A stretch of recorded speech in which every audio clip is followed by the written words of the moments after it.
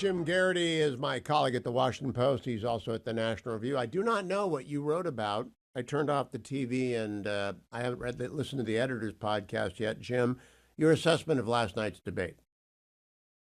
So, Hugh, why does Tim Walz always have an easy time knowing what time it is? Why? Because J.D. Vance just cleaned his clock. Okay. not a smudge on I it. should have. That is a. That's a dad joke. I should have known that. Yeah. No, like JD, when you're the vice presidential nominee in a challenger, you only really get two big moments to shine in the normal campaign. One is the convention speech, and the other is the vice presidential debate. And JD Vance I got disagreements with the guy, but he aced both of them. He went out. He was as smooth and polished as your mom's fine china. He memorized the briefing books. He knew exactly what he wanted to say. I loved his kind of skeptical, The Office, looking at the camera, fourth wall. Could you believe this guy? Kind of. Oh, throw up the Looney Tunes picture for Jim. Throw up the Looney Tunes picture. You've seen that. I just love that. Yeah.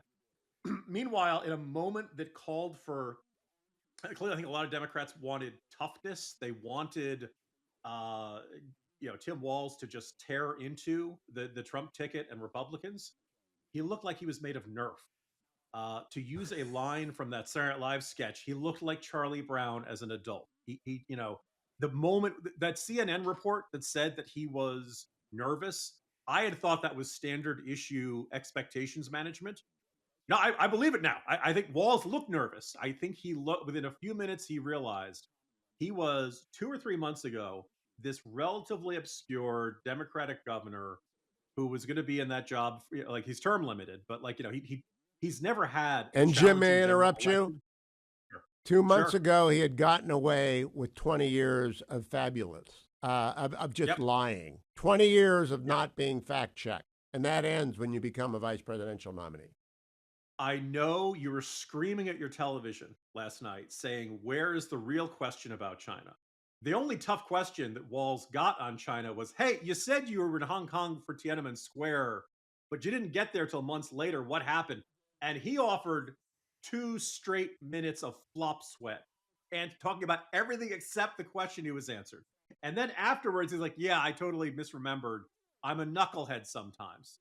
Well, I'm a knucklehead. Put me a heartbeat away from the presidency to be commander-in-chief in a dangerous world. Jim, you must have had my room bugged because apparently the name Xi Jinping is Voldemort for networks that are compromised by China ties. I cannot believe we had 3 hours of debate between the 4 candidates and his name did not come up. I also note last night, no question on Russia-Ukraine. Iran and Israel was the only foreign policy question. And I think we got a whole, the stakes of the debate. Look, vice presidential debates traditionally don't make a very big difference. But we had about a month's worth of news on Tuesday between Iran attacking Israel and Israel going to retaliate at some point. The longshoreman strike, which is going to have they didn't have a question about that. I'll give them credit about that. And the response to the hurricane.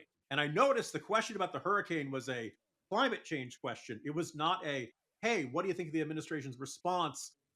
The president's barely been out there.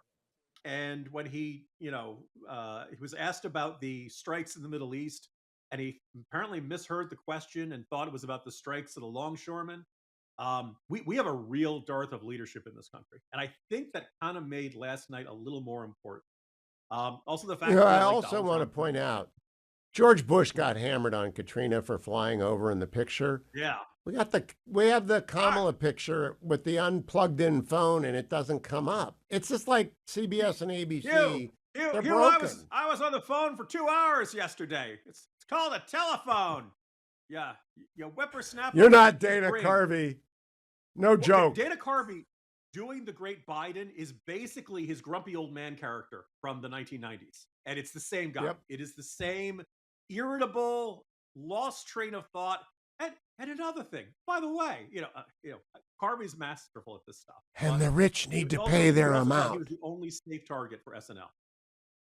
Yep. Now let's just drop back for a second. Did that change the dynamics of the presidential election? Because I think Trump's going to win, and I think it marginally contributed in Pennsylvania. First of all, I think it vividly demonstrated the opportunity cost of not picking Josh Shapiro, because it would irritate Democrats who are upset with Israel. And what I mean by Israel is Jews. Let's just be clear. Jews. On that. Yeah. Shapiro, look, I don't know how Shapiro would have done in the debate. I think he probably would have been better than that. A lot better.